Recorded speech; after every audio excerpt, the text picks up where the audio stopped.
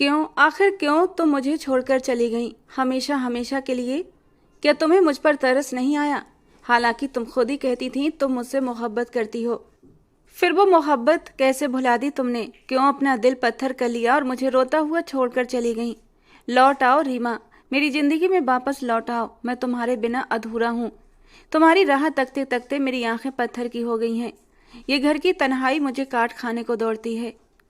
वो उस दुश्मनी जाके कमरे में उसी के बेड पर बैठा, उसके तकिए को सीने से भींच कर आज फूट फूट कर रो पड़ा था। वो जो कभी दावा करता था कि मैं उस लड़की से कभी मोहब्बत कर ही नहीं सकता, आज पोर पोर उसकी मोहब्बत में डूब चुका था। काश उसने उसकी मोहब्बत को ना धुतकारा होता तो आज वो उसकी बाहों में होती, उसके दिल का सुकून उसके दिल के करीब होता। मम्मा, मुझे माफ़ कर देना जो मैं आपकी आखिरी ख्वाहिश पूरी न कर सका, आपकी रीमा का ख्याल न रख पाया। लेकिन मैं वादा करता हूँ एक न एक दिन रीमा को जरूर ढूंढ लूँगा और उसे वही मोहब्बत वही सम्मान दूंगा जो आपकी इच्छा थी। वो आंखें मूंद कर बेड के किराउन से टेक लगाकर बैठ गया था। उसे वो दिन याद आने लगे जब वो रीमा से शादी के नाम पर बुरी तरह उछल पड़ा था। उस दिन वो अपने बड़े से ऑफिस की ठंडी हवा में अपने काम में बुरी तरह डूबा हुआ था। उसकी उंगलियां तेजी से कीबोर्ड पर चल रही थीं जब अचानक उसके मोबाइल की घंटी बजी। स्क्रीन पर मम्मा कॉलिंग के शब्द चमक रहे थे। एक पल के लिए उसके होंठों पर मुस्कान आई, जैसे वो किसी सुखद पल की उम्मीद कर रहा हो। उसने जल्दी से कॉल उठाई। हेलो मम्मा, कैसी हैं आप? अभिजीत ने खुशी से पूछा। हाँ बेटा, मैं ठीक हूँ, तुम सुनाओ। बल्कि सुनाओ नहीं, ये बताओ तुम ये कैसे कर सकते हो? मुझे तुमसे इस बात की उम्मीद बिल्कुल नहीं थी। कितनी गलत बात है अभिजीत, तुम मुझसे मिले बिना ही ऑफिस चले गए। सुमित्रा देवी की आवाज में ममता और स्नेह था और साथ ही साथ एक हल्की सी शिकायत भी थी। मामा, माफ कर दीजिए, मैं जल्दी में था। मैं आया था आपके कमरे में लेकिन आप सो रही थी, वरना कभी ऐसा हो सकता है ऑफिस आने से पहले मैं अपनी माँ का चेहरा न देखूं। उसकी आवाज में अपनी माँ के लिए प्यार ही प्यार भरा हुआ था। अच्छा ये बताइए आपने कॉल क्यों की, सब ठीक तो है ना? अभिजीत ने हल्की सी चिंता के साथ पूछा। सुमित्रा जी कुछ पल के लिए चुप हो गईं, जैसे बोलने के लिए शब्द चुन रही हों। अभिजीत बेटा, मैं तुमसे एक जरूरी बात करना चाहती हूँ। पिछले कई दिनों से मैं तुमसे ये बात करना चाहती थी, लेकिन तुम अपने काम में इस कदर उलझे हुए थे कि तुमसे बात नहीं कर पा रही थी। फिलहाल तुम अपने सारे काम निपटा लो, फिर मेरे पास 2 घड़ी सुकून से बैठो, तभी मैं इत्मीनान से बात करूंगी। अभी कहना मुझे सही नहीं लग रहा। सुमित्रा जी के अंदाज में कुछ ऐसा था कि अभिजीत ठिठकने पर मजबूर हुआ था। जरूर कोई बड़ी और गहरी बात थी जो उसकी माँ कहने से पहले सोच विचार कर रही थी और अभिजीत को कुछ खतरे का एहसास हुआ था। अभिजीत ने गंभीरता से जवाब दिया। मामा, आप बेझिझक कह सकती हैं, अगर कोई बात आपके मन में है तो अभी बता दीजिए, वरना आप दिन भर इसी बारे में सोच सोच कर परेशान होती रहेंगी। उसके पास सिर्फ उसकी माँ ही तो थी। उसके पापा का देहांत बहुत पहले हो चुका था और वो अपनी माँ को किसी भी तरह की चिंता में नहीं डालना चाहता था। सुमित्रा देवी ने ये सुना तो कुछ पल चुप रहीं, फिर झिझकते हुए बोली, ठीक है मैं बताती हूँ, लेकिन तुम पहले वादा करो मेरी बात को टालोगे नहीं, ठंडे दिमाग से मेरी बात पर गौर करोगे और तभी अपना फैसला दोगे। अभिजीत के माथे पर लकीरें उभर आई थीं। न जाने क्यों उसे किसी अनहोनी की आहट की महसूस हो रही थी। फिर भी उसने अपने लहजे को शांत रखते हुए कहा, हाँ मामा बोलिए, मैं सुन रहा हूँ। देखो बेटा, ये तो तुम जानते ही हो कि तुम्हारी मेघा मासी की बेटी रीमा हमारे पास आ गई है। अब वो बड़ी हो गई है और मुझे उसकी दिन रात चिंता लगी रहती है। इस तरह जवान और गैर बच्ची को अपने घर में बिना किसी रिश्ते के नहीं रख सकते, और फिर उसके माँ बाप के बाद हमारे अलावा उसका कोई दूसरा ठिकाना भी नहीं। वो मेरी बहुत अच्छी बचपन की सहेली की बेटी है, मैं उसे यूं बेसहारा नहीं छोड़ सकती। मामा, आप कहना क्या चाहती हैं? साफ साफ कहिए, आखिर रीमा को हमारे घर में प्रॉब्लम क्या है? अभी रीमा पढ़ रही है, आराम से उसे पढ़ने दीजिए, लोगों की बातों पर सोच विचार मत कीजिए। अभिजीत को अपनी माँ की बात की गहराई समझ नहीं आ रही थी। वो बात नहीं है अभिजीत, अगले महीने वो पूरे 15 साल की हो जाएगी और जवान बच्ची को यूं घर पर बिठाकर नहीं रख सकते, जबकि मेरे घर में खुद एक जवान बेटा मौजूद हो। लोग 100 तरह की बातें बना सकते हैं। मुझे लगता है कि तुम दोनों का विवाह हो जाना चाहिए। उसकी माँ नहीं है, सिर पर कोई संरक्षक भी नहीं है। मेरी तबीयत दिन ब दिन खराब रहने लगी है। भगवान न करे अगर मुझे भी कुछ हो गया तो उसका क्या होगा? इसीलिए मैंने तय कर लिया है, इस रविवार को तुम दोनों का विवाह करवा दूंगी। सुमित्रा जी की ये बात सुनकर अभिजीत के चेहरे की मुस्कान अचानक गायब हो गई। उसे विश्वास नहीं हो रहा था कि उसकी माँ ऐसी बात भी बोल सकती हैं। वो एकदम सीधे होकर बैठा और हैरानी से बोला, ममा आप क्या कह रही हैं? रीमा की उम्र सिर्फ 15 साल है, आपको ये ख्याल कैसे आया? और मैंने उसे कभी इस नज़र से देखा ही नहीं, वो तो मेरे लिए एक छोटी सी बच्ची जैसी है। सुमित्रा देवी ने नरमी से समझाने की कोशिश की थी, बेटा तो इसमें इतनी बड़ी कौन सी बात है? तुम्हारी शादी तो मैंने वैसे भी करनी है और अगर मैं अपनी जिम्मेदारी अपने हाथों से पूरी कर जाऊं तो ये मेरे लिए बहुत खुशी की बात होगी। रीमा की जिम्मेदारी अब मेरे ऊपर है और मैं उसे किसी तरह मुंह नहीं मोड़ सकती और ना ही मैं उसके बड़े होने का कुछ और साल इंतजार कर सकती हूँ, क्योंकि मुझे अपनी ज़िंदगी का कोई भरोसा नहीं। इस तरह बिना किसी रिश्ते के मैं उसे तुम्हारे साथ छोड़कर मरना नहीं चाहती। ममा आप ये कैसी बहकी बहकी बातें कर रही हैं? भगवान न करे जो आपको कुछ हो, आपका साया हमेशा मेरे सर पर बना रहे। रही बात रीमा की, तो मैं कभी उसके बारे में इस तरह के ख्याल अपने मन में ला भी नहीं सकता। उसे अच्छे से पढ़ने लिखने दें, उसके बाद हम उसकी जिम्मेदारी मिलकर पूरी करेंगे, एक अच्छे से घराने में उसकी शादी करके। अभिजीत का तो दिमाग भग से उड़ गया था अपनी माँ की बात सुनकर। उसे समझ नहीं आ रहा था वो अपनी माँ को किस तरह समझाए, जो एक अजीब सी बात लेकर बैठ चुकी थी। यही तो परेशानी है अभिजीत, मैं उसे और ज़्यादा अपने घर पर नहीं बिठा सकती। अगर मेरी अपनी खुद की कोई बेटी होती तो चलो एक बार को मैं उसे अपने घर में रख सकती थी, लेकिन इस तरह एक जवान बेटे के साथ मैं उस लड़की को नहीं रख सकती। मेरी मजबूरी समझने की कोशिश करो।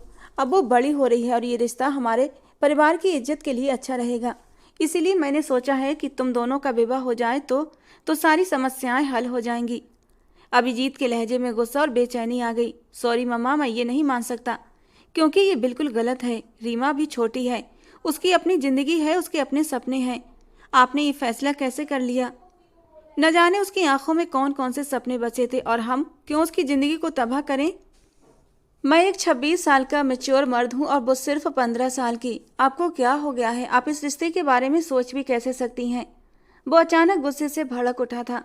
ये बात उसके लिए असहनीय थी। अभिजीत, मैं जानती हूँ कि तुम्हें ये बात अच्छी नहीं लगी, लेकिन देखो मेरी भी कुछ मजबूरियाँ हैं। मैंने बहुत कोशिश की थी कि रीमा की जिम्मेदारी कोई और उठा ले, लेकिन तुम अच्छे से जानते हो उसके ददिहाल में कोई है नहीं और ननिहाल वालों ने तो उससे सारे रिश्ते नाते ख़त्म कर लिए हैं। अब ऐसे में ले देकर उसकी सारी जिम्मेदारी हमारे ऊपर ही रह जाती है। सुमित्रा जी ने उसे समझाने की पूरी कोशिश की थी और इसी वजह से मैं चाहती हूँ कि तुम दोनों एक मजबूत रिश्ते में बंध जाओ, ताकि मुझे उसके भविष्य की चिंता न करनी पड़े। और फिलहाल तुम उससे शादी के लिए राजी तो हो जाओ। शादी के बाद मुझे अपने बेटे पर पूरा भरोसा है। जब तक वो 18-19 साल की नहीं हो जाती, तुम खुद उसकी सुरक्षा करना, एक अमानत समझकर। वो बातों बातों में अभिजीत को कुछ समझाना चाहती थी और अपनी माँ के नए फलसफे पर अभिजीत को गुस्सा आया था। भला शादी के बाद पति पत्नी एक दूसरे से अलग रह पाते हैं? उसकी माँ शादी के बाद भी उसे एक नए इम्तिहान में डालने की बात कर रही थी। मामा, ये किसी की जिंदगी का सवाल है। मैं इस रिश्ते के लिए तैयार नहीं हूँ और मैं रीमा के साथ ये अन्याय नहीं कर सकता। अभिजीत का लहजा और भी सख्त हो गया। बेटा, मैं जानती हूँ तुम्हें गुस्सा आ रहा है, लेकिन तुम्हें हमारे फैसले का सम्मान करना चाहिए। मैं तुम्हारी माँ हूँ और तुम्हारे लिए अच्छा बुरा अच्छे से सोच समझ सकती हूँ। सुमित्रा देवी ने धैर्य से कहा। सम्मान? माँ, ये किसी की जिंदगी के साथ खिलवाड़ करना है। मैं इस रिश्ते को कभी स्वीकार नहीं कर सकता और ना ही रीमा को इसमें फंसने दूंगा, अभिजीत ने गुस्से और दृढ़ता से कहा और अगले ही पल फोन काट दिया। सुमित्रा देवी ने गहरी सांस ली और चुपचाप बैठ गईं, जबकि अभिजीत का दिल गुस्से और बेबसी से भर गया। वो अपनी कुर्सी पर बैठा सोचों में डूब गया कि कैसे वो अपनी माँ को समझाए और रीमा को इस स्थिति से बचाए। उसकी आंखों के सामने मासूम सी रीमा का चेहरा घूम गया, जिसके अंदर बचपना अब तक कूट कूट कर भरा था। जब भी वो ऑफिस से जाता उसके लिए चॉकलेट लेकर जरूर जाता था। जिस दिन वो उसके लिए चॉकलेट लेकर न जाता, वो गुस्से से मुंह फुलाकर बैठ जाती थी और अभिजीत को उसे कई कई घंटे तक मनाना पड़ता था। वो मासूम सी लड़की पिछले 5 सालों से सुमित्रा देवी और अभिजीत के साथ रह रही थी और इन्हीं लोगों को अपना सब कुछ मान बैठी थी, और आज उसकी माँ की अनोखी सी बात उसके दिल में आग लगा चुकी थी। सुमित्रा देवी सिर झुकाए अपनी सोचों में गुम थीं। उनका दिल अभिजीत की सख्त बातों से भारी हो गया था। वो बार बार यही सोच रही थी कि अपने बेटे को इस रिश्ते के लिए कैसे मनाए। तभी अचानक कमरे का दरवाजा खुला और रीमा हाथों में किताब लिए अंदर आई। उसके लंबे घने बाल उसकी कमर तक लहरा रहे थे। चेहरा मासूमियत से भरा हुआ था। बड़ी बड़ी आंखों में एक नन्हे बच्चे जैसी सादगी और मासूमियत भरी हुई थी। और उसके होंठों पर हल्की सी मुस्कान जो हमेशा बनी रहती थी। सुमित्रा जी ने गहरी नज़र रीमा पर डाली थी। ये लड़की उन्हें अपने दिल के बेहद करीब महसूस होती थी। ये कहना गलत न होगा कि उन्होंने अपनी बेटी की कमी रीमा से ही पूरी की थी, लेकिन पिछले कुछ दिनों से उनकी तबीयत खराब रहने लगी थी और उन्हें सबसे ज़्यादा चिंता रीमा की ही सताती थी। अगर उन्हें कुछ हो गया तो रीमा का क्या होगा, यही सोच सोचकर उनका दिल परेशान रहता था। और काफ़ी सोच विचार के बाद उनके दिमाग में यही ख्याल आया था कि रीमा और अभिजीत की शादी कर दी जाए। हालांकि अभिजीत रीमा से पूरे 11 साल बड़ा था, लेकिन उन्हें इसके अलावा कोई दूसरा चारा नज़र भी नहीं आ रहा था। रीमा ने सुमित्रा देवी को उदास बैठे देखा तो तुरंत उनके पास आ गई। सुमित्रा जी सोफे पर परेशान सी बैठी थीं। किताबें एक ओर रखकर वो जमीन पर उनके घुटनों के साथ लगकर बैठ गई। नरमी से उनके हाथ थामते हुए बोली, मासी आप उदास क्यों हैं, क्या हुआ? सुमित्रा देवी ने उसे देखकर हल्की सी मुस्कान दी, लेकिन उनकी आंखों में उदासी साफ झलक रही थी। कुछ नहीं बेटा, बस यूं ही थोड़ी सी परेशान हूँ। रीमा ने प्यार से उनके हाथ अपने हाथों में थाम लिए। मासी आप अपनी परेशानी मुझे बताएं, शायद मैं आपकी कुछ मदद कर सकूं। सुमित्रा देवी ने गहरी सांस ली और धीमे से बोली, बेटा तुम जानती हो ना मैं तुमसे कितना प्यार करती हूँ, लेकिन कभी कभी दिल में बुरे बुरे ख्याल जन्म लेने लगते हैं और मैं तुम्हारे बारे में डर जाती हूँ। बस तुम्हें हमेशा के लिए सुरक्षित करने के लिए और अपने घर में रखने के लिए मैंने सोचा कि तुम्हारी और अभिजीत की शादी कर दूं। तुम्हारे और उसके रिश्ते के बारे में सोचकर मुझे सुकून मिलता है, लेकिन अभिजीत ने इनकार कर दिया है। तुम जानती हो ना रीमा, तुम्हारा मेरे अलावा कोई नहीं है और मैं नहीं चाहती कि तुम किन्हीं गलत हाथों में जाओ। मुझे अभिजीत पर पूरा भरोसा है, अगर तुम्हारी शादी उससे हो जाती है तो वो तुम्हें हमेशा खुश रखेगा। सुमित्रा जी की बात सुनकर रीमा भी दंग रह गई थी। उसने तो कभी शादी जैसे रिश्ते के बारे में सोचा ही नहीं था, लेकिन हालात ने उसे वक्त से पहले ही बड़ा कर दिया था और वो हालात की नाजुकता को समझने लगी थी। उसने धीरे से अपना सर झुका लिया। शायद सुमित्रा जी जो कह रही थी वो अपने हिसाब से सही कह रही थी। अभी सुमित्रा जी का हाथ उसके सर पर था, जो उसे बिल्कुल माँ जैसी मोहब्बत करती थीं। भगवान न करे अगर सुमित्रा जी उसकी जिंदगी में न रहती तो उसके सर पर हाथ रखने वाला कोई भी न था, और उस वक्त उसका क्या होता सोच कर ही उसके बदन में डर के मारे झुरझुरी सी आ गई थी। लेकिन अभिजीत के साथ शादी का नाम सुनकर उसका दिल बुरी तरह बेचैन भी हुआ था। सुमित्रा जी के हाथों को छोड़कर अब वो अपने हाथों को आपस में रगड़ते हुए अपनी बेचैनी छुपाने की भरपूर कोशिश कर रही थी, जो सुमित्रा जी की नज़रों से छुपी न रह सकी। रीमा, परेशान होने की ज़रूरत नहीं है मेरी बच्ची। मैं जानती हूँ अभी तुम्हारी उम्र शादी की नहीं है, लेकिन ये तुम्हारे फ्यूचर के लिए बहुत ज़्यादा ज़रूरी है। मुझे उम्मीद है अभिजीत कभी तुम्हें कोई तकलीफ़ नहीं पहुँचाएगा, हमेशा तुम्हारी ख्वाहिशों का सम्मान करेगा। बस यही सोचकर मैंने इस रिश्ते के बारे में सोचा था। रीमा ने धीरे से पूछा, उन्होंने इनकार क्यों किया मासी? क्या वो मुझसे नाराज़ हैं? क्या मैं उन्हें पसंद नहीं? क्या मैं उन्हें अच्छी नहीं लगती? मैं तो हमेशा उनकी हर बात मानती हूँ, उनके हर काम में हाथ बटाती हूँ और उन्हें मेरी हर छोटी चीज़ से खुशी मिलती है। हो सकता है वो मुझसे इसलिए नाराज़ हों क्योंकि मैं उनसे रोज़ कुछ ना कुछ खाने के लिए मांगती रहती हूँ। कल भी वो मेरे लिए चॉकलेट्स नहीं लाए थे तो मैंने उनसे बहुत झगड़ा किया था। रीमा अपनी मासूमियत में अपनी तरफ से अंदाजे लगाने की कोशिश कर रही थी और सुमित्रा जी को उसकी मासूमियत पर ढेर सारा प्यार आया था। नहीं बेटा, वो तुमसे नाराज़ नहीं है, बस वो ये रिश्ता नहीं चाहता। उसका कहना है कि तुम अभी छोटी हो और ये सब तुम्हारे लिए सही नहीं होगा। रीमा ने मासूमियत से कहा, मासी मैं उनसे बात करूंगी, मुझे यकीन है वो मुझे मना नहीं करेंगे। वो मुझसे प्यार करते हैं। वो अपनी मासी को उदास नहीं देख सकती थी। उसने उस औरत का प्यार और देखभाल बचपन से ही महसूस किया था। सुमित्रा देवी की आंखें आंसुओं से छलक पड़ी थीं। बेटा मैं जानती हूँ वो तुमसे इसने करता है, लेकिन ये मामला इतना आसान नहीं। अभिजीत बहुत जिद्दी है और जब वो कोई बात ठान ले तो उसे मनाना मुश्किल हो जाता है, और मैं नहीं चाहती कि तुम्हें इस रिश्ते की वजह से कोई तकलीफ हो। अभिजीत के इनकार से मैं बहुत परेशान हूँ, लेकिन मैं उसे मजबूर भी नहीं करना चाहती। अभिजीत अभी बहुत गुस्से में है, मुझे डर है कि वो तुम्हें भी इनकार कर देगा। उन्होंने बेबसी से रीमा को गले लगा लिया। बेटा मैं भगवान से प्रार्थना करती हूँ कि सब ठीक हो जाए। मुझे तुम पर गर्व है, लेकिन मैं नहीं चाहती कि तुम्हें कोई दुख मिले, कोई तकलीफ पहुँचे। रीमा ने उन्हें कसकर गले लगाते हुए कहा, मासी आप चिंता न करें, सब कुछ ठीक हो जाएगा, आप बस दुआ करें। लेकिन सुमित्रा जी गहरी सांस लेकर रह गई थीं। वो जानती थीं अभिजीत कितना जिद्दी और गुस्से का तेज है और ये उनसे बेहतर कोई जान ही नहीं सकता था। वो कभी उनकी इस बात को नहीं मानेगा जो वो चाहती थी, उसे वो कभी नहीं करेगा। रात का समय था जब अभिजीत बोस घर लौटा। उसकी नज़र लॉन्ज में बैठी उस मासूम चेहरे पर पड़ी थी। रीमा टीवी पर कार्टून देख रही थी। शायद वो उसका ही इंतजार कर रही थी। उसके चेहरे पर मासूमियत की एक अलग ही चमक थी, बड़ी बड़ी आंखों में एक जिंदा दिल इंसान की सी चमक। वो दुनिया की कड़वी सच्चाइयों से अनजान, बस अपने आप में मस्त थी। वो इतनी मासूम थी कि उसे अपनी जिंदगी के मुश्किल फैसलों का भी एहसास नहीं था। पता नहीं मम्मा के दिमाग में कौन सा शैतान घुसकर बैठ गया है जो भी इतना गलत फैसला कर बैठी हैं। लेकिन जो भी हो जाए, मैं माँ की इस बात को नहीं मान सकता। वो रीमा को देखते हुए अपने दिल ही दिल में बात कर रहा था। और फिर अभिजीत धीरे धीरे कदम उठाता उसके करीब आया था। वो 27 साल का खूबसूरत मजबूत पर्सनालिटी का मर्द था जो शायद किसी भी लड़की का सपना हो सकता था। और वो अपने लिए एक ऐसी ही मैच्योर टाइप की अपनी ही हमउम्र लड़की चाहता था जो उसके साथ कदम से कदम मिलाकर चल सके, जो उसकी परेशानियों को समझ सके। जहाँ पर रीमा कहीं भी फिट नहीं बैठती थी, वो किसी कम उम्र लड़की को कैसे अपना जीवन साथी मान सकता था।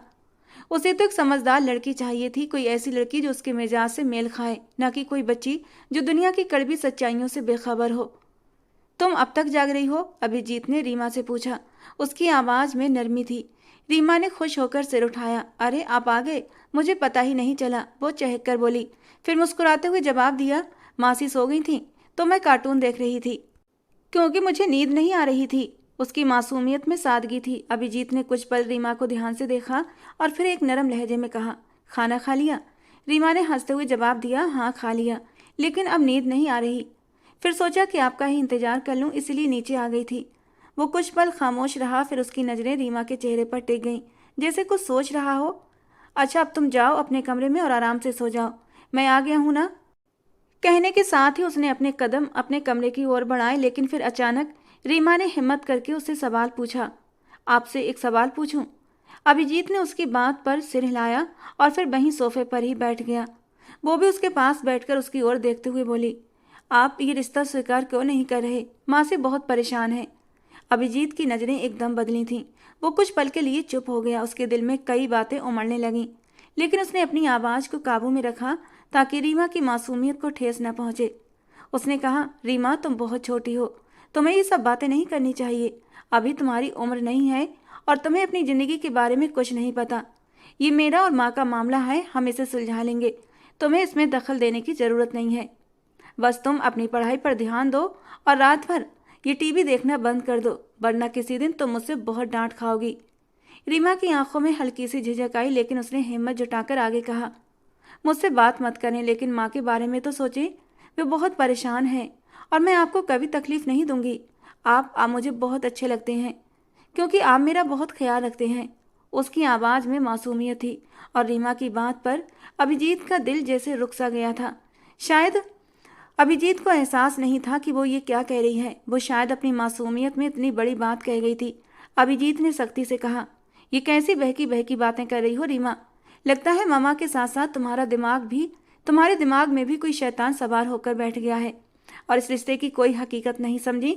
तुम्हारी उम्र अभी कम है, तुम्हें इन बातों की समझ नहीं। इस तरह की बातें तुम्हें शोभा नहीं देती। उसकी आवाज़ में बेरुखी और गुस्सा था जिसने रीमा को आहत कर दिया। उसकी आंखों में आंसू आ गए। वो रोते हुए कुछ नहीं कह पाई। दिल में तकलीफ थी कि अभिजीत ने उसे इतनी सख्ती से डांट दिया और उसे नासमझ समझ रहा था। वो चुपचाप उठी और बिना कुछ कहे अपने आंसू पोंछते हुए अपने कमरे की तरफ चली गई और पीछे से अभिजीत उसे जाते हुए देखता रहा। उसकी आंखों में गुस्सा और निराशा थी। उसके दिल में हल्की सी नरमी भी थी, लेकिन वो रीमा को उसकी उम्र के हिसाब से ही देख रहा था, जिसकी देखभाल करना वो जरूरी समझता था। लेकिन रीमा की आंखों में आंसू देखकर उसे तकलीफ भी हुई थी। वो उसे हर्ट नहीं करना चाहता था, लेकिन वो बात ही ऐसी कह गई थी कि उसे ना चाहते हुए भी उस पर गुस्सा करना पड़ा था। रीमा अपने कमरे में जाकर दरवाज़ा बंद करके रो पड़ी। अभिजीत ने सोफे की बैक से सिर टिका दिया। उसे जरा भी अंदाजा नहीं था कि उसकी माँ उससे इस तरह की बातें करेंगी। वो बेबसी से अपने कमरे की ओर चल पड़ा था। रीमा के कमरे से उसे रोने की आवाज़ें आ रही थीं। उसका मन किया कि वो जाकर रीमा को मना ले और उसके आंसू पोंछ दे, लेकिन उसने खुद को समझाया कि रीमा के ज़्यादा करीब रहना ठीक नहीं है। शायद मेरे ज़्यादा ही लाड प्यार और कुछ ज़्यादा ही देखभाल करने की वजह से रीमा के दिल में मेरे लिए पसंद के भाव पनपने लगे हैं। क्योंकि वो जवानी की दहलीज पर कदम रख चुकी थी और जिस उम्र में रीमा थी, ये उम्र लड़कियों के लिए बहुत ही खतरनाक होती है। उसने सोच लिया था वो रीमा से दूरी बनाना शुरू कर देगा, और यही सोचकर वो रीमा के पास नहीं गया था और भारी कदमों से अपने कमरे की ओर बढ़ गया।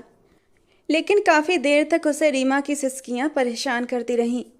अगली सुबह अभिजीत अपने कमरे में चुपचाप नाश्ता कर रहा था। रोजाना ही वो डाइनिंग टेबल पर नाश्ता करता था, लेकिन घर में चल रही बातों से बचने के लिए उसने अपने कमरे को ही चुना था। वो जल्दी जल्दी से नाश्ता करके ऑफिस के लिए निकलना चाहता था।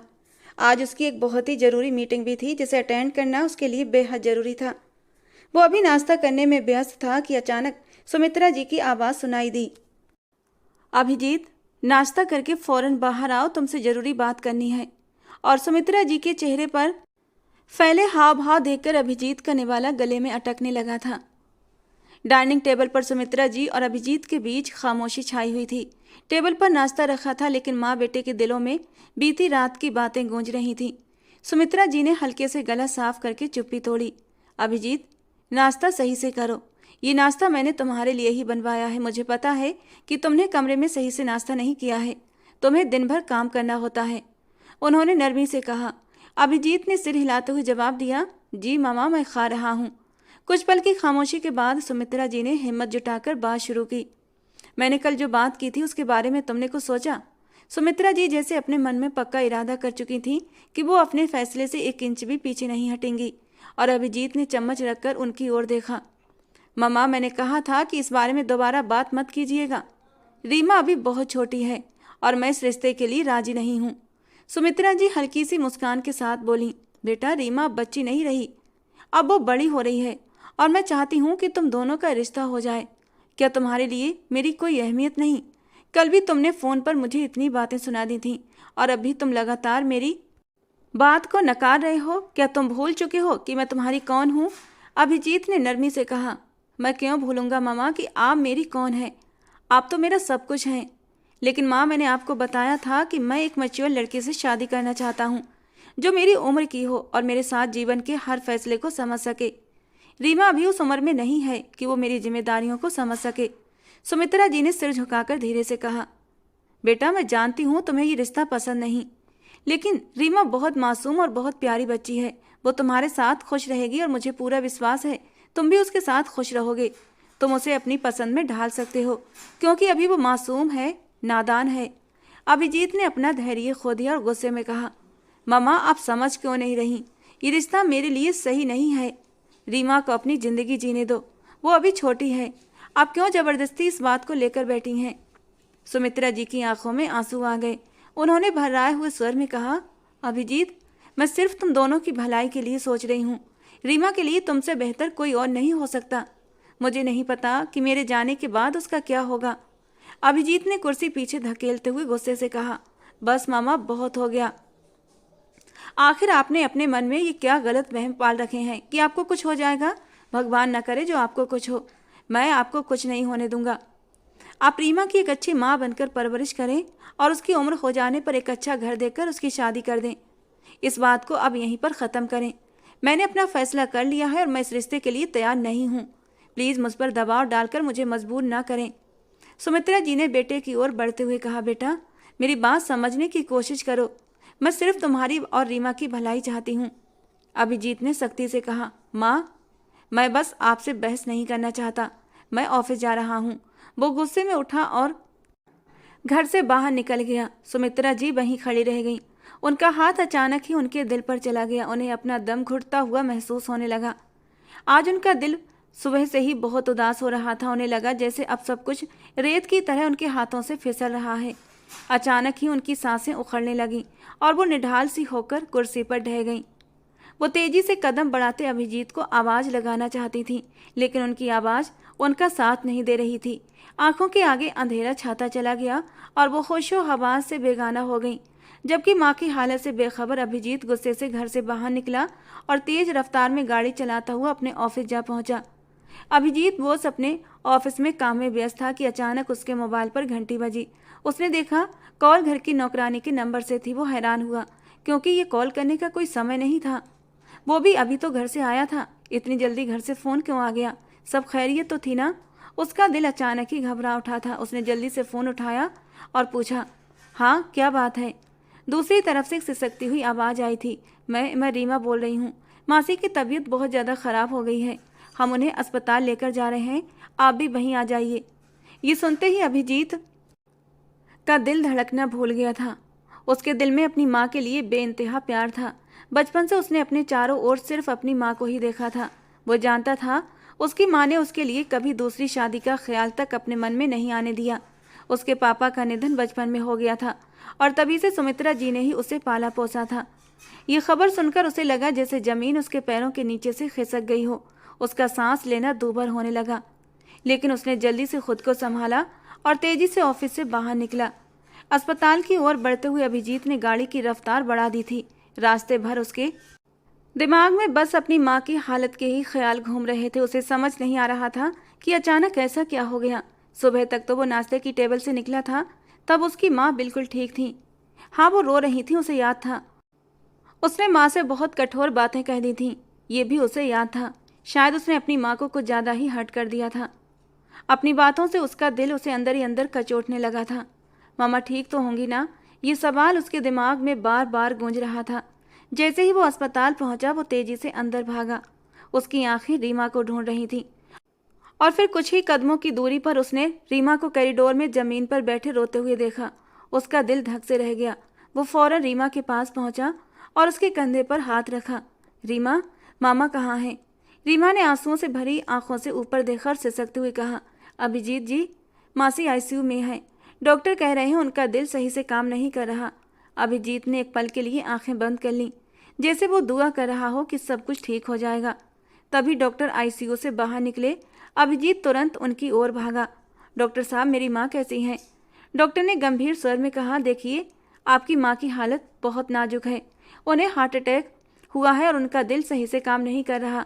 हम पूरी कोशिश कर रहे हैं, लेकिन उनकी हालत में सुधार आने में समय लगेगा। ये सुनकर अभिजीत के हाथ कांपने लगे थे। उसके पैरों तले से जमीन निकल गई और वो पास की ही बेंच पर ढेर हो गया। उसके मन में अजीब सा डर समा गया था। रीमा ने उसे दिलासा देने के लिए उसके कंधे पर हाथ रखा, लेकिन वो चुपचाप फर्श को देखता रहा। अभिजीत ने गहरी सांस लेते हुए अपने आंसू रोके और दिल ही दिल में प्रार्थना की कि उसकी माँ जल्दी ही ठीक हो जाए। उसके दिमाग में रीमा की आवाज़ और सुमित्रा की हालत बार बार गूंज रही थी। रीमा ने रोते हुए अपना सिर उसके कंधे पर टिका दिया। अभिजीत ने चौंककर रीमा की ओर देखा। इस वक्त वो मासूम सी लड़की गम और सदमे से निढाल थी और इस वक्त उसे सहारा चाहिए था। जो सहारा उसे सिर्फ और सिर्फ अभिजीत का कंधा ही नजर आ रहा था। उसके आंसू अभिजीत की शर्ट को भिगोने लगे थे। वो रीमा को खुद से दूर करना चाहता था, लेकिन न जाने किस एहसास के तहत अपना हाथ उठाते हुए उसने रीमा को अपने करीब कर लिया था। उसके सर को हल्का सा उठाते हुए उसकी आंखों के आंसू पोंछ दिए थे। उसके बालों को संभालते हुए उसे तसल्ली देने लगा। चुप हो जाओ रीमा, मामा को कुछ नहीं होगा, वो ठीक हो जाएंगी। और रीमा उसके गले से लगकर फूट फूट कर रो पड़ी। उसकी शर्ट को मुट्ठियों में दबोचे वो बुरी तरह रो रही थी और अभिजीत ने उस मासूम सी लड़की को अपनी पनाहों में समेट कर तसल्ली दी थी। काफ़ी देर तक रीमा रोती रही और अभिजीत की आंखों से भी बेआवाज आंसू बहते रहे। काफ़ी देर तक रोने के बाद दोनों का मन हल्का हुआ था और फिर वो दोनों अस्पताल के कॉरिडोर में एक दूसरे के साथ लगे बैठे रहे और बस यही दुआ करते रहे कि सब कुछ ठीक हो जाए। कुछ देर बाद डॉक्टर ने अभिजीत को अंदर जाने की अनुमति दे दी, क्योंकि सुमित्रा जी बार बार अपने बेटे को याद कर रही थी। उसने कांपते कदमों से आईसीयू का दरवाज़ा खोला था। अंदर सुमित्रा जी मशीनों से घिरी हुई थीं। उनके चेहरे पर बीमारी की थकान साफ झलक रही थी, लेकिन आंखों में एक अजीब सा सुकून था। अभिजीत उनके पास जाकर कुर्सी खींचकर बैठ गया। अपनी माँ को इस हालत में देखकर उसका दिल अंदर से टूट रहा था। ममा, आपकी तबीयत कैसी है? उसने धीरे से पूछा। आंखों में आंसू आ रहे थे। उसने कभी नहीं सोचा था वो अपनी माँ को इस हाल में देखेगा। वो मुश्किल से खुद को संभाल रहा था। सुमित्रा जी ने धीमी आवाज़ में कहा, अभिजीत, मुझे अब अपनी ज़िंदगी का कोई भरोसा नहीं। और ये सुनकर अभिजीत का दिल जोरों से धड़का था। ममा, आप ऐसा क्यों कह रही हैं? आप बिल्कुल ठीक हो जाएंगी। सुमित्रा जी ने आंखें बंद करते हुए धीमे से कहा, बेटा, मुझे रीमा की बहुत चिंता है। मैं चाहती हूँ कि तुम अभी और इसी वक्त रीमा से शादी कर लो। अभिजीत हैरानी से अपनी माँ की ओर देखने लगा। ममा, आप क्या कह रही हैं? आपकी तबीयत ठीक नहीं है और आप अब भी रीमा के बारे में सोच रही हैं? ये सब क्यों? सुमित्रा जी ने आंसू भरी आंखों से अपने बेटे की ओर देखा। बेटा, रीमा के पास कोई नहीं है, न माँ न बाप। अगर मुझे कुछ हो गया तो वो कहाँ जाएगी? मैं तुम्हें उसका संरक्षक बनाना चाहती हूँ। मैं नहीं चाहती कि उसका भविष्य अंधेरों में डूब जाए। अभिजीत ने गहरी सांस लेते हुए अपने गुस्से को काबू करने की कोशिश की। मम्मा, आप ठीक हो जाएंगी और हम सब कुछ सोच समझ कर करेंगे। अभी आपकी सेहत सबसे जरूरी है। सुमित्रा जी ने सिर हिलाते हुए कहा। अभिजीत, बस ये मेरी जिद है। मुझे नहीं पता मेरे पास कितना वक्त है, लेकिन मैं इतना जानती हूँ कि रीमा के लिए तुमसे बेहतर कोई और नहीं हो सकता। तुम अभी उससे शादी करोगे और यही मेरी अंतिम इच्छा है। अगर मुझे कुछ हो गया तो कम से कम ये संतोष तो रहेगा कि रीमा तुम्हारे साथ सुरक्षित है। अभिजीत की आंखों में आंसू आ गए, लेकिन उसने खुद को संभालते हुए कहा। मम्मा, आप इस समय ऐसी बातें मत करें। मैं आपके लिए कुछ भी करूंगा, लेकिन आपको ठीक होना होगा। और सुमित्रा जी ने उसका हाथ पकड़ लिया। बेटा, मेरी बात मान लो। रीमा अभी छोटी है, लेकिन वो तुम्हारे साथ खुश रहेगी। उसकी देखभाल की जिम्मेदारी सिर्फ तुम ही ले सकते हो। अभिजीत ने गहरी सांस लेकर अपनी माँ को देखा। ठीक है मम्मा, मैं आपकी बात मानता हूँ, लेकिन प्लीज़ आप मुझसे वादा करें कि आप खुद को ठीक करने की पूरी कोशिश करेंगी। आप हिम्मत नहीं हारेंगी। सुमित्रा जी के चेहरे पर हल्की सी मुस्कान आ गई थी। तुम्हारा बहुत बहुत धन्यवाद बेटा, अब मुझे सुकून मिल गया। उनकी इच्छा के अनुसार तुरंत ही शादी की तैयारियां शुरू हो गईं। अभिजीत को ये सब अच्छा नहीं लग रहा था। सुमित्रा जी की तबीयत अब पहले से काफ़ी ठीक थी, इसलिए वो सुमित्रा जी को अस्पताल से घर ले आया था। लेकिन उसने उनकी देखभाल के लिए पूरी तरह खुद को समर्पित कर रखा था। हर वक्त उनके साथ रहना उसकी सबसे पहली ड्यूटी थी। अपनी माँ की देखभाल के लिए उसने एक नर्स का भी इंतजाम कर रखा था। डॉक्टर सुबह शाम सुमित्रा जी को चेक करने भी आता था। वो अपनी माँ को लेकर कोई भी रिस्क नहीं लेना चाहता था। इसके साथ ही साथ सुमित्रा जी की इच्छा के अनुसार शादी की तैयारियां भी हो रही थीं और आज रीमा और अभिजीत की शादी होनी थी। सुमित्रा जी बेड पर लेटी थीं। चेहरे पर बीमारी की थकान थी, मगर आंखों में सुकून और होठों पर हल्की सी मुस्कान। उनके पास ही अभिजीत बैठा था, उनकी उंगलियों को मजबूती से थामे हुए। उसके चेहरे पर एक अजीब सा तनाव था, जैसे वो खुद से ही लड़ रहा हो। रीमा, जो सबके लिए मासूम और नादान थी, कमरे के कोने में खड़ी थी। उसकी बड़ी बड़ी आंखें आंसुओं से भरी हुई थीं। वो अभी पूरी तरह समझ नहीं पा रही थी कि उसके साथ क्या हो रहा है, लेकिन वो बस इतना जानती थी कि जो कुछ भी हो रहा है वो सुमित्रा मासी के सुकून के लिए जरूरी है। थोड़ी ही देर में अभिजीत अपनी माँ को व्हील चेयर पर बिठाकर बाहर गार्डन एरिया में ले आया था। वहीं पर शादी का इंतजाम किया गया था और फिर धीरे धीरे अभिजीत और रीमा की शादी की रस्में संपन्न होने लगीं। मेहमान के नाम पर उनके कुछ रिश्तेदार और पड़ोस के लोग ही मौजूद थे। और फिर विवाह पूरा होने के बाद पंडित जी ने अभिजीत और रीमा को आशीर्वाद देकर सुखी जीवन की शुभकामनाएं दी थीं। सुमित्रा जी की आंखों में भी खुशी के आंसू थे और वो दिल ही दिल में भगवान का धन्यवाद कर रही थीं। अभिजीत ने उनका हाथ और भी मजबूती से थाम लिया, जैसे अब वो उनके सुकून का सहारा बनने का पूरा इरादा कर चुका था। शादी के बाद सुमित्रा जी की तबीयत कुछ बेहतर हो गई थी, इसलिए उन्होंने रीमा को अपने कमरे से भेज दिया था, क्योंकि वो सुबह से सुमित्रा जी की देखभाल कर रही थी और उसके बाद शादी की रस्मों में भी वो काफ़ी थक चुकी थी। रीमा को गए अभी थोड़ी ही देर हुई थी कि अचानक कमरे का दरवाज़ा खुला और अभिजीत बोस अंदर दाखिल हुआ। उसकी आंखों में गुस्से की लपटें थीं और चेहरे पर सख्ती साफ झलक रही थी। रीमा ने चौंक कर अभिजीत की ओर देखा। अभिजीत ने बिना कोई मौका दिया और उसका बाजू सख्ती से दबोच लिया। उसकी मजबूत पकड़ रीमा की नाजुक कलाई पर कस चुकी थी और उसकी आंखों में ऐसा गुस्सा था जो शब्दों से भी ज़्यादा भयानक लग रहा था। तुम भी यही चाहती थी ना? तो देखो, तुम्हारी ख्वाहिश पूरी हो गई। लेकिन किसी गलतफहमी में मत रहना रीमा, वो गुस्से से बोला। मैंने तुमसे शादी सिर्फ मम्मी के लिए की है।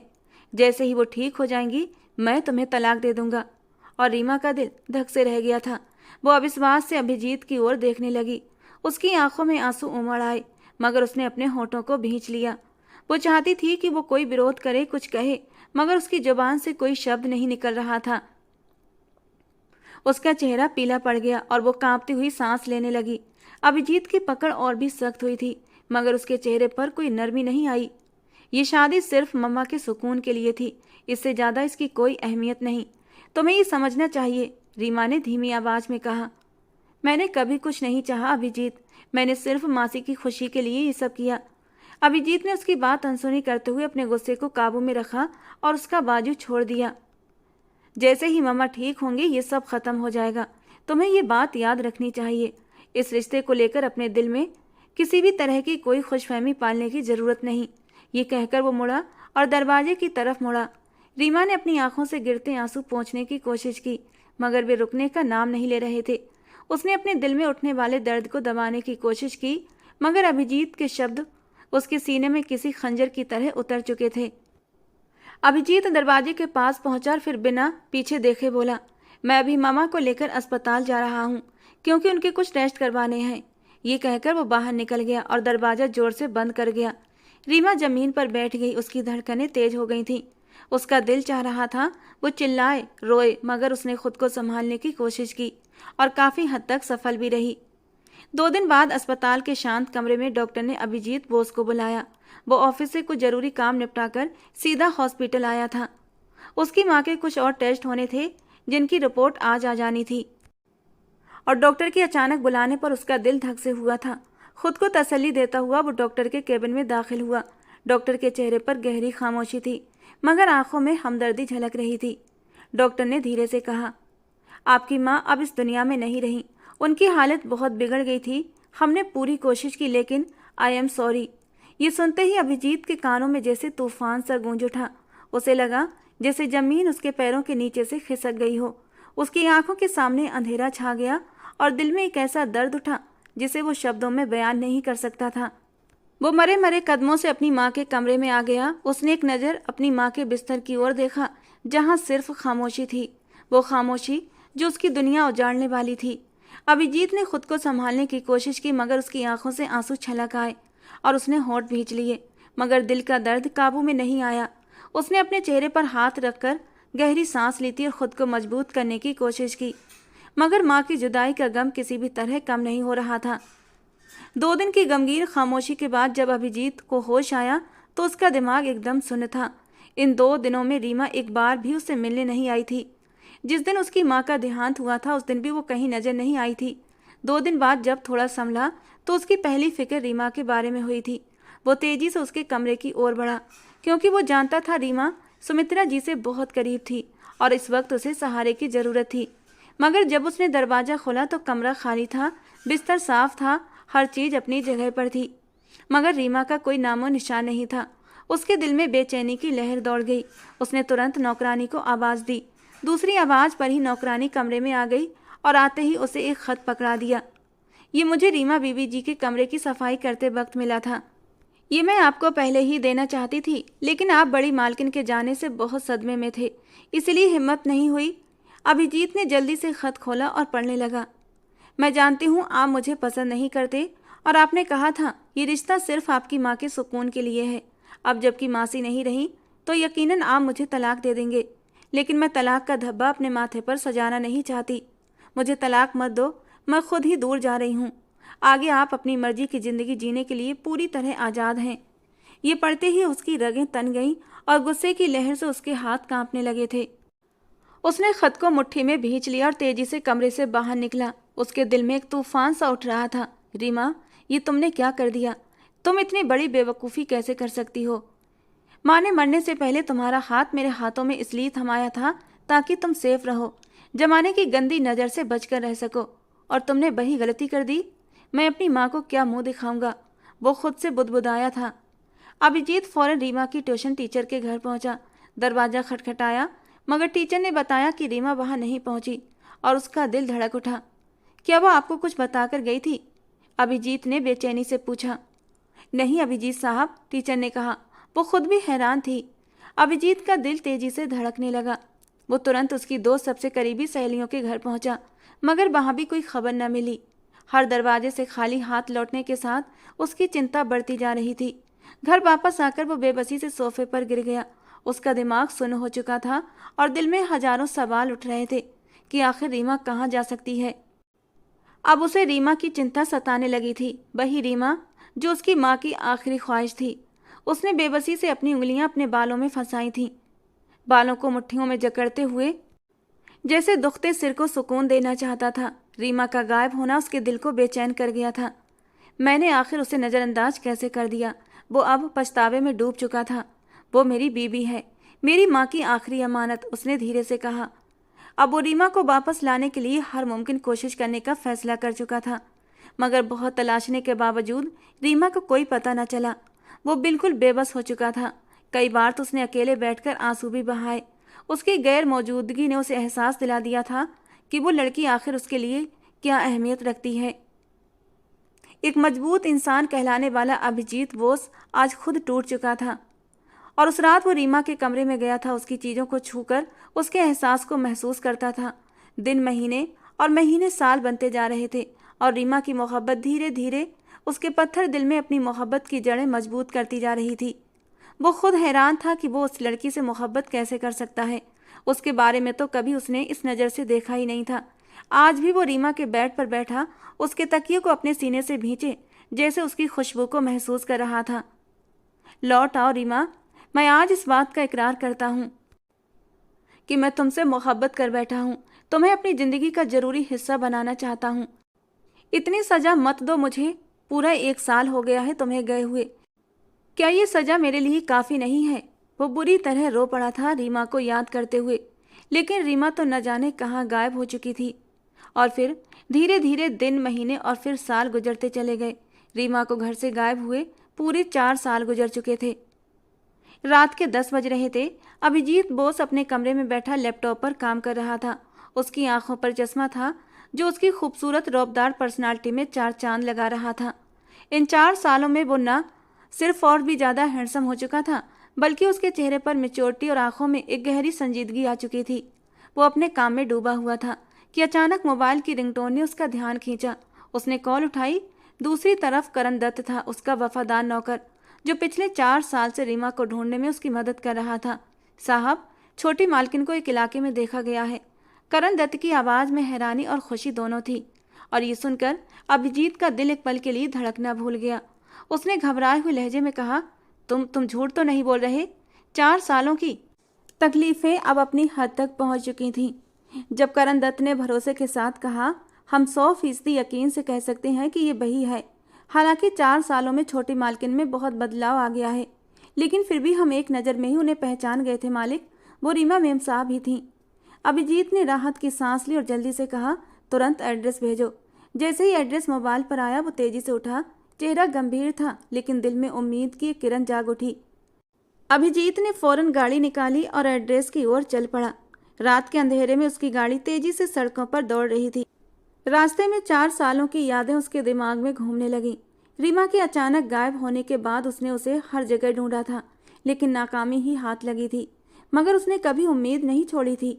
वो देश के कई शहरों में लोगों को तैनात कर चुका था ताकि कोई रीमा की खबर दे सके, और आज 4 साल बाद उसे फिर से उस उम्मीद का सहारा मिला था। गाड़ी एक गरीब बस्ती की तंग गलियों में दाखिल हुई थी तो अभिजीत चौंक गया। वो यहाँ कैसे पहुँच सकती है? उसने खुद से सवाल किया। गली के एक मोड़ पर करण दत्त उसका इंतजार कर रहा था। उसने अभिजीत को एक छोटे से घर की ओर इशारा किया। साहब, उन्हें इस घर में जाते देखा गया है। अभिजीत की नज़र उस जर्जर मकान पर टिक गई। दरवाज़ा पुरानी लकड़ी का था और दीवारें बुरी तरह जर्जर हो चुकी थीं। उसने बेताबी से दरवाजे पर दस्तक दी। पहली ही दस्तक पर दरवाज़ा खुला और सामने ही एक अधेड़ उम्र का आदमी खड़ा था। ये परेश था, अभिजीत के घर का पुराना ड्राइवर। अभिजीत को अपने सामने देखकर उसके चेहरे पर उलझन और घबराहट साफ झलक रही थी। रीमा कहाँ है? अभिजीत का लहजा ठंडा था, लेकिन उसकी आंखों में सवाल थे। परेश एकदम घबरा गया। नहीं साहब, रीमा बिटिया हमारे पास नहीं है। उसके हिचकिचाते शब्दों से ही अभिजीत को समझ आ गया था कि वो झूठ बोल रहा है। तो मैंने कब कहा वो तुम्हारे पास है? लेकिन अब तुमने खुद ही स्वीकार कर लिया है कि वो तुम्हारे ही पास है। अभिजीत की आंखें गुस्से से लाल हुई थीं। वो अचानक दरवाजे के अंदर घुसा और परेश का कॉलर पकड़ लिया। सच बताओ, रीमा कहाँ है? उसकी आवाज़ गुस्से से गूंज उठी थी। परेश की पत्नी नूतन, जो 4 साल पहले अभिजीत के घर में नौकरानी थी, हड़बड़ाकर कमरे से बाहर निकली और उसके पीछे ही एक लड़की घबराई हुई सी आई थी। और वो कोई और नहीं बल्कि अभिजीत बोस की पत्नी और उसकी माँ की आखिरी निशानी रीमा ही थी। अभिजीत की पकड़ परेश के कॉलर पर ढीली पड़ी थी। वो अपने सामने रीमा को देखकर जैसे पत्थर बन चुका था। दिल की धड़कनें बेहिसाब जोरों से धड़क रही थीं। इस चेहरे के लिए वो कितना बेचैन रहा था, कितना तड़पा था, और अब जब उसके सामने आया तो वो जैसे अपने आंखों की प्यास मिटा रहा था। इन 4 सालों में रीमा 19 साल की बेहद खूबसूरत लड़की बन चुकी थी। उसके गालों पर हल्की गुलाबी आभा थी, लंबे खुले बाल थे और कॉफ़ी रंग आंखों में बही मासूमियत थी जिसने 4 सालों तक अभिजीत को बुरी तरह बेचैन रखा था। अभिजीत की नज़र जैसे ही रीमा पर पड़ी, वो बस बिना पलकें झपकाए उसे देखे जा रहा था। समय जैसे थम गया था। उसके दिल की धड़कनें तेज हो गई थीं और आंखों में आश्चर्य और खुशी के मिले जुले भाव थे। रीमा, उसके होंठ बहुत धीरे से हिले थे, जैसे आवाज़ तेज निकली तो कहीं ये सपना टूट न जाए और रीमा फिर उसकी नज़रों से ओझल हो जाए। जबकि अभिजीत को सामने पाकर रीमा की आंखों में डर उभर आया। निश्चित रूप से वो अभिजीत को अपने सामने देखकर बुरी तरह घबरा गई थी। उसे अभिजीत से अच्छी उम्मीद तो बिल्कुल भी नहीं थी। उसे तो यही लगा कि अभिजीत अब उसे तलाक देकर उसे अपनी ज़िंदगी से निकाल कर हर झंझट से आज़ाद होना चाहता है और इसीलिए उसे ढूंढते ढूंढते यहाँ तक आ पहुँचा है। अभिजीत के चेहरे के भाव अचानक बदल गए। उसकी आंखों में जो नरमी थी अब वो सख्त गुस्से में बदल चुकी थी। उसने कुछ ही कदमों में फासला तय किया और रीमा के पास पहुंचकर एक जोरदार थप्पड़ उसके गाल पर रख दिया। रीमा का नाजुक वजूद इस झटके को सह नहीं पाया और वो पल भर में जमीन पर गिर पड़ी। उसकी आंखों में सदमे और डर के मिले जुले भाव थे, लेकिन वो कुछ नहीं बोली। अभिजीत का चेहरा गुस्से से लाल हो रहा था। उसकी आवाज़ गरजी, तुम्हारी हिम्मत कैसे हुई उस घर की दहलीज पार करने की? क्या मैंने तुम्हें जाने की इजाज़त दी थी? तुम्हें कोई हक नहीं बनता 4 सालों तक मुझे इस तरह तड़पाने का। तुम्हें एहसास भी है कि मैं एक एक पल में 1000 मौतें मरा हूँ। कोई दिन कोई रात ऐसी नहीं गई जब मैंने तुम्हें याद करते हुए न गुजारी हो। बताओ, क्यों दी तुमने मुझे इतनी तकलीफ? उसकी आवाज़ में गहरी नाराज़गी और गुस्सा था और रीमा हक्का बक्का थी। अभिजीत ने आगे बढ़कर एक झटके से उसकी कलाई पकड़कर उठाकर अपने सामने खड़ा किया था। उसकी आंखों में आंसू थे, लेकिन उसने कोई जवाब न दिया। अभिजीत ने उसकी कलाई को कसकर पकड़ा और उसे खींचते हुए बाहर की ओर ले जाने लगा। परेश और नूतन बेबस होकर ये सब देख रहे थे, लेकिन किसी की हिम्मत न थी कुछ भी कहने की। अभिजीत ने किसी पर नजर डाले बिना रीमा को अपनी गाड़ी की तरफ खींचा, दरवाजा खोला और उसे अंदर धकेल दिया। रीमा की आंखों में डर और घबराहट थी, लेकिन उसके होंठ अब भी खामोश थे। अभिजीत ने गाड़ी का दरवाजा जोर से बंद किया और खुद ड्राइविंग सीट पर बैठा और पूरी रफ्तार से गाड़ी भगाने लगा। सड़क पर गाड़ी तेजी से दौड़ रही थी और रीमा ने डर के मारे अपनी आंखें बंद कर ली थीं। अभिजीत का चेहरा तनाव और गुस्से से भरा हुआ था और उसके दिमाग में सिर्फ एक ही सवाल गूंज रहा था, क्यों? आखिर क्यों इस लड़की ने मुझे इतनी तकलीफ में रखा? बोसबिला की ओर बढ़ते हुए अभिजीत ने एक पल के लिए भी रीमा की ओर नहीं देखा, लेकिन उसका दिल हर धड़कन के साथ और भी भारी होता जा रहा था। उसे जवाब चाहिए था और वो जवाब उसे रीमा से ही मिल सकता था। घर पहुंचते ही उसने रीमा को बाजू से पकड़कर गाड़ी से बाहर निकाला और अंदर की तरफ खींचता हुआ ले गया। लिविंग रूम में पहुंचते ही उसने फिर से रीमा को घुमाते हुए एक झटके से छोड़ा था। वो लड़खड़ाते हुए उसके सामने आकर बुरी तरह गिरते गिरते बची थी और उसकी आंखों में गुस्से से देखते हुए गरजा, ये सब क्या है? कहाँ चली गई थी तुम? इन 4 सालों में मैंने कितनी तकलीफें झेली हैं, तुम्हें अंदाजा भी है? तुम्हें जवाब देना होगा। बताओ रीमा, तुम कहाँ थी? वो और भी जोर से चिल्लाता, इससे पहले ही रीमा सुबकते हुए उसके सीने से आ लगी और उसके यूं अचानक करीब आने से अभिजीत को एक अजीब सा सुकून महसूस हुआ था। एक ऐसा सुकून जिसकी कोई हद नहीं थी। उसने आंखें बंद करके इस सुकून को महसूस किया था। सारा गुस्सा झाग की तरह बैठ चुका था। अचानक उसके हाथ उठे और रीमा की नाजुक कमर के आसपास लिपट चुके थे। वो जोर से रीमा को अपनी बाहों में भींच चुका था और अपने सीने पर रखे उसके सर को अपने होठों से छू लिया। जब उसने रोते हुए कहा, आपने कहा था आप मुझे तलाक दे देंगे, मैं बहुत डर गई थी। मैं आपसे तलाक लेकर हमेशा के लिए आपसे दूर होना नहीं चाहती थी। मैंने कहा था ना आपसे, आप मुझे अच्छे लगते हैं। वो बात मेरे बचपने में नहीं कही गई थी, वो बात मैंने दिल की गहराइयों से कही थी। पता नहीं कब और कैसे आप मेरे दिल में बसने लगे थे। उस समय मैं इस एहसास को कोई नाम न दे सकी थी, लेकिन जैसे जैसे वक्त गुजर रहा था मुझे एहसास हो रहा था कि मैं आपके बिना जी नहीं पाऊंगी। उस समय मैंने हिम्मत की थी कि मासी की मौजूदगी में आप ऐसा कुछ नहीं कर पाएंगे, लेकिन जब 2 दिन बाद मुझे नूतन दीदी ने बताया कि मासी अब इस दुनिया में नहीं रही तो मैं डर गई थी। मुझे पता था अब आप मुझे छोड़ देंगे, इसलिए मैंने घर छोड़ने का फैसला किया। लेकिन नूतन दीदी ने मुझे संभाल लिया, अपने घर में पनाह दी। पता नहीं उन्होंने मासी से क्या वादा किया था कि वो मुझे अपने पास रखने के लिए तैयार हो गई थी। नूतन दीदी ने तो मुझे यही बताया था कि मैंने बड़ी मालकिन से वादा किया है हमेशा आपका ख्याल रखूंगी, तो अब आपका साथ कैसे छोड़ सकती हूँ? और फिर उन्होंने और उनके पति ने मेरे लिए आपकी नौकरी तक छोड़ दी और दूसरी जगह नौकरी कर ली। मुझे नहीं पता था कि आप मुझे फिर से ढूंढ लेंगे। भगवान के लिए अभिजीत, मुझे तलाक मत दीजिएगा। मैं आपसे बहुत मोहब्बत करने लगी हूँ। इन 4 सालों की जुदाई में मैंने आपके बिना बहुत मुश्किल वक्त गुजारा है। इसके अलावा मैं मासी की आखिरी इच्छा को भी अधूरा नहीं देख सकती। वो मेरी माँ जैसी थी, मेरा सब कुछ थी। रीमा की रोती हुई आवाज़ सुनकर अभिजीत बोस की आंखें भी नम हो गईं और फिर वो 30 साल का मजबूत इंसान एक 19 साल की लड़की के सामने टूटकर बिखर गया था। जिस दिन उसकी माँ का निधन हुआ था वो खुलकर नहीं रो सका था, लेकिन आज रीमा की बातें सुनकर वो पूरी तरह टूट चुका था। और उसी पल एक 19 साल की मासूम लड़की ने अपने पति को संभाल लिया था।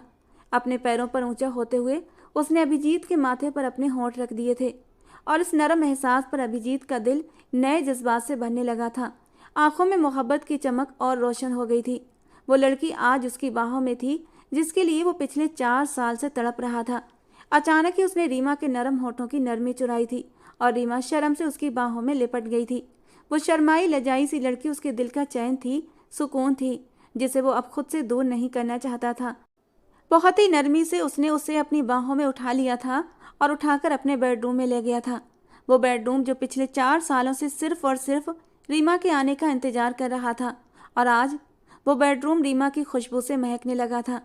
कहते हैं कि इंसान गलतियां करता है, लेकिन जब वो सही वक्त पर अपनी गलतियों का एहसास कर ले तो भगवान भी उसे माफ़ कर देता है।